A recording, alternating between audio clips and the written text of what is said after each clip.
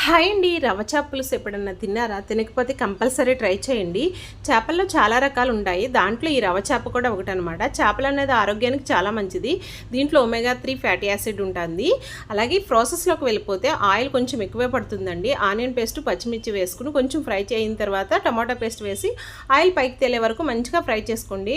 అలాగే ఉప్పు, కారం పట్టించిన చేప ముక్కలు వేసుకోండి. దీంట్లోకి తగినంత ఉప్పు, తగినంత పసుపు వేసుకుని మంచిగా ఫ్రై చేసుకోండి. తర్వాత చింతపండు పులుసు వేసుకోండి. చింతపండు పులుసు పోసుకున్న తర్వాత కారం అనేది మీ టేస్ట్కి తగ్గట్టు వేసుకోండి. పులుసులో కొంచెం కారం ఎక్కువే పడుతుంది.